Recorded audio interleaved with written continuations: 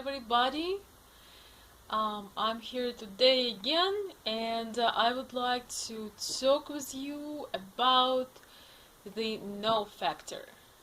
I received a request from a young girl who is trying to catch up on important areas of her life. She's also a young mom, and she wrote me a great question. She said she was asking how to manage your personal space and saying no to people and no to events you don't want to go without hurting people's feelings. And she was also, she saw my website, I think, and my Facebook page, and she was asking me how I find time to do things. And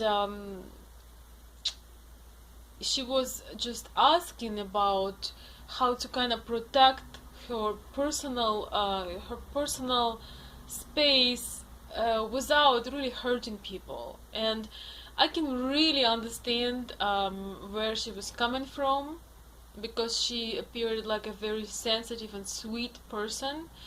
And I just felt like doing this video today really quick, and I might have another one on this topic more into depth.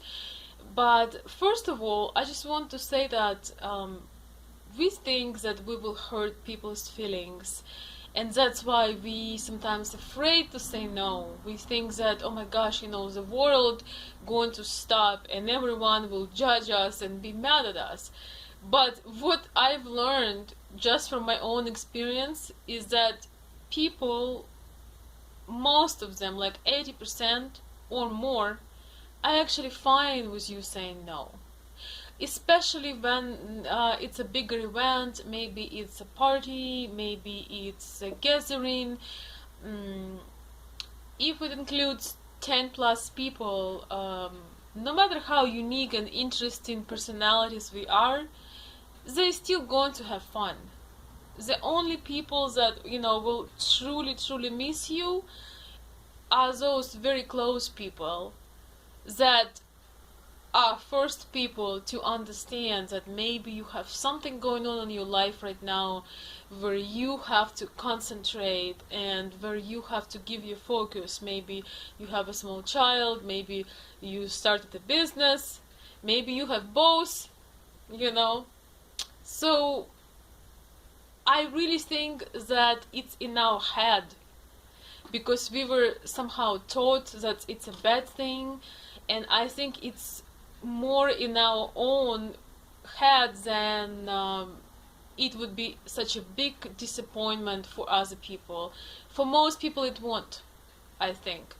And my advice would be is just to feel yourself first. How do you feel about going there?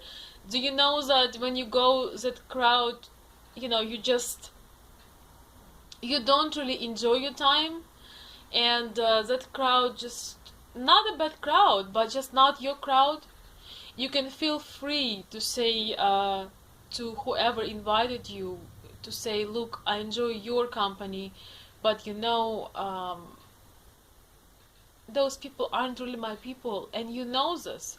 It's nothing personal against you, so don't take it personally. I care about you, but if you care about me, you wouldn't want me to go through it and spend 2, 3, 4 hours a time just being out of place. Why don't you go by yourself and really enjoy it, rather than drag me there just like a, I don't know, piece of furniture just so I'm there? It's not necessary.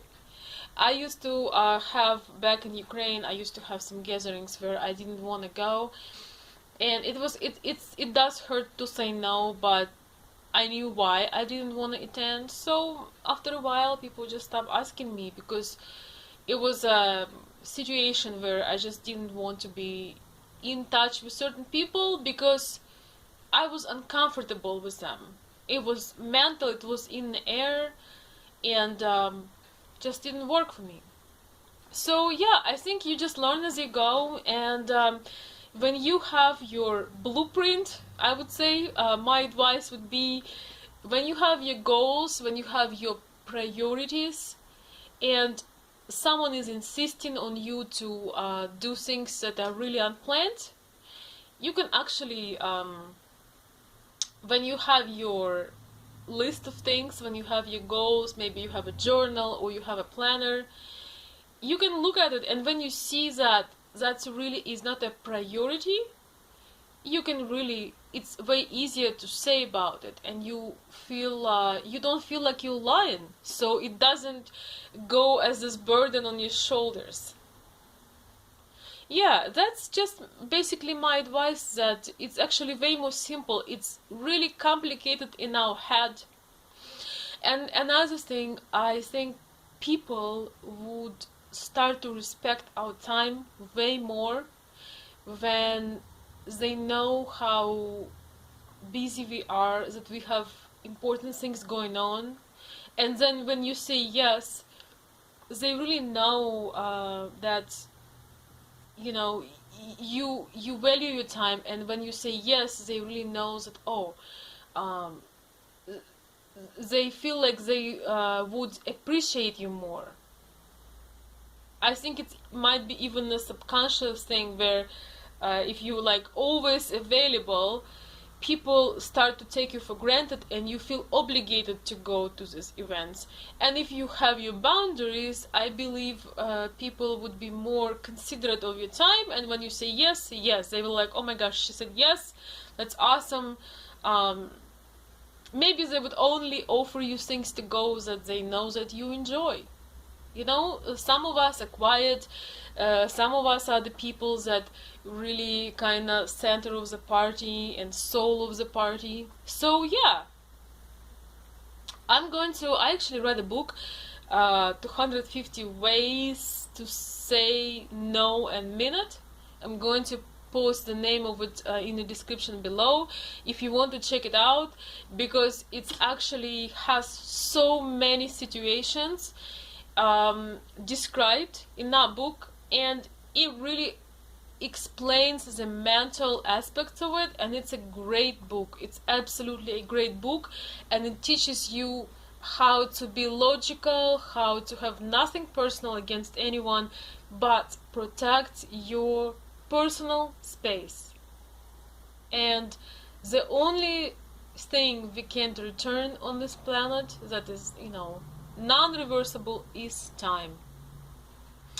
So guys, thank you again, and thank you for the request. I hope it helps, and yet more to come. Thank you.